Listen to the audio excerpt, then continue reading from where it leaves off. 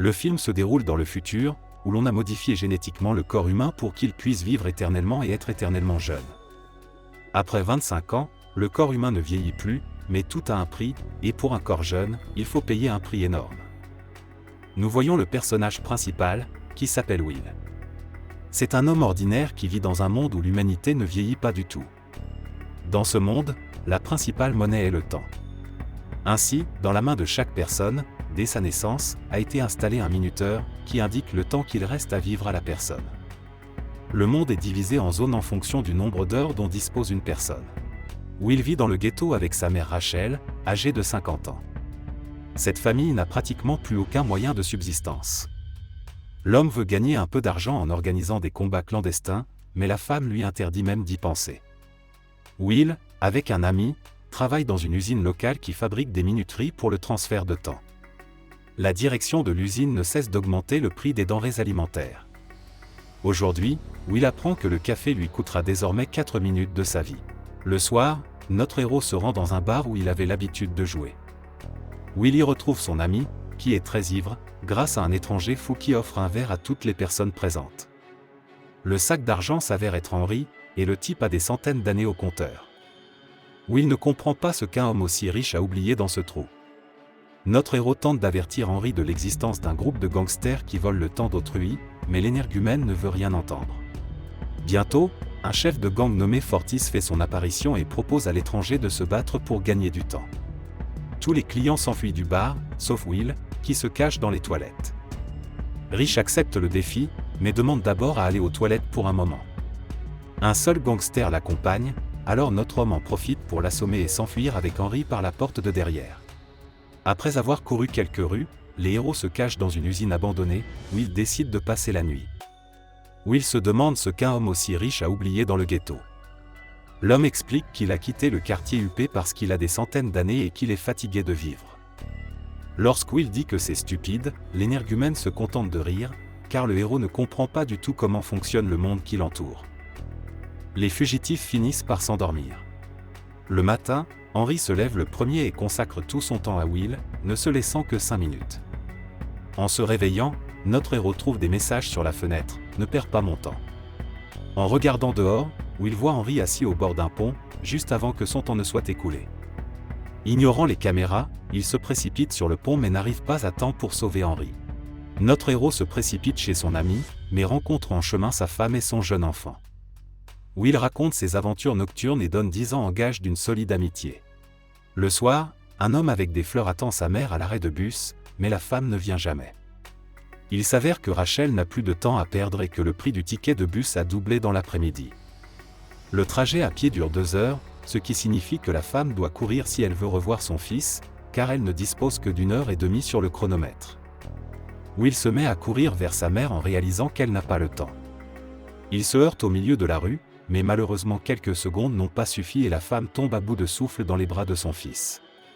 Le lendemain matin, les forces de l'ordre trouvent un corps dans la rivière. L'agent Léon est convaincu qu'il s'agit d'un meurtre et ordonne à ses hommes de vérifier les caméras. Les images montrent le visage de Will, et les policiers le considèrent comme le principal suspect. Pendant ce temps, notre héros veut venger la mort de sa mère. Will loue une limousine, se faisant passer pour un homme riche qui s'est accidentellement perdu dans le ghetto, et demande au chauffeur de l'emmener à New Greenwich.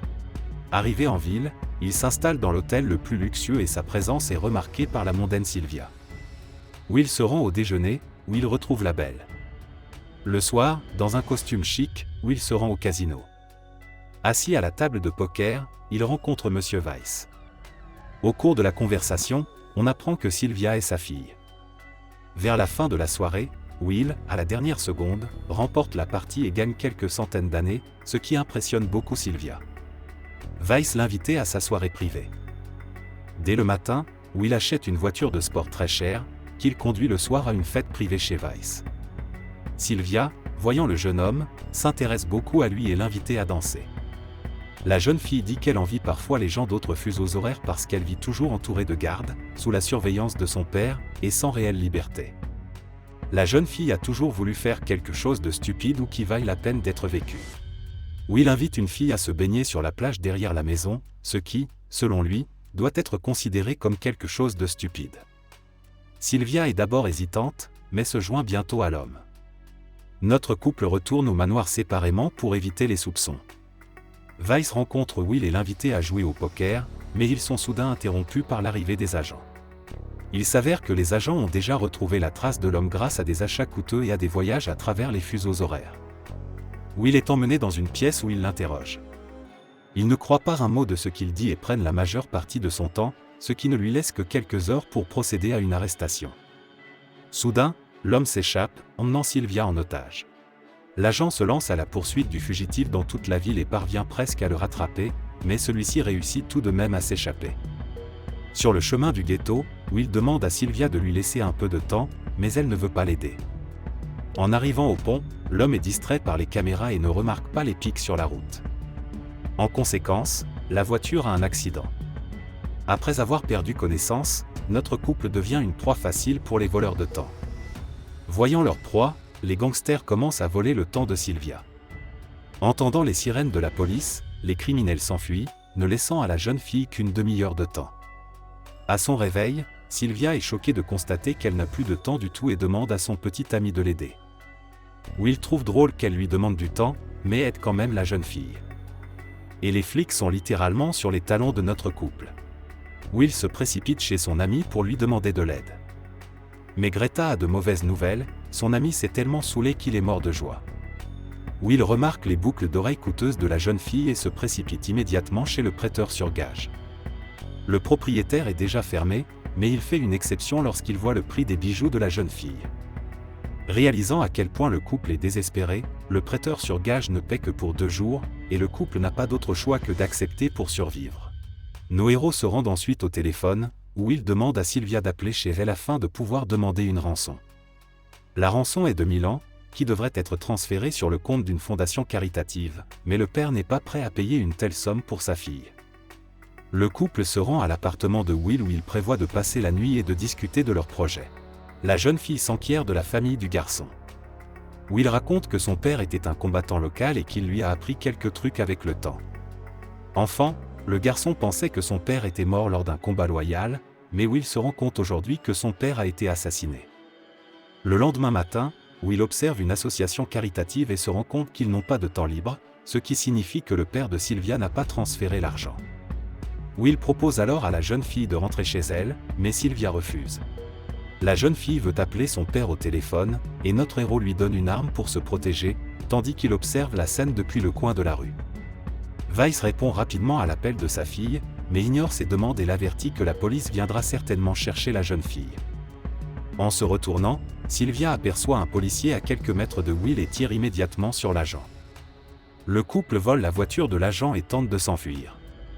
Sylvia dit qu'ils ne peuvent pas continuer à conduire la voiture de police en ville. C'est alors que notre héros a une idée en tête. Il se fait passer pour un policier et arrête une voiture au hasard pour la cambrioler. Uville propose à nouveau à Sylvia de rentrer chez elle, mais la jeune fille refuse, car de telles aventures lui procurent bien plus de plaisir.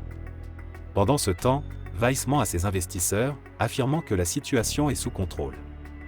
Soudain, l'agent Léon fait irruption.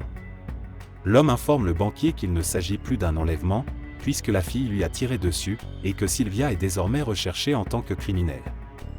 Weiss tente de soudoyer l'agent pour qu'il change d'avis. Léon refuse et lui rappelle que si Sylvia le contacte, il doit en informer immédiatement la police sous peine d'être considéré comme complice.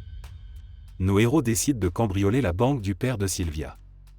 Ils forcent le coffre-fort et volent autant de capsules temporelles qu'ils peuvent en transporter.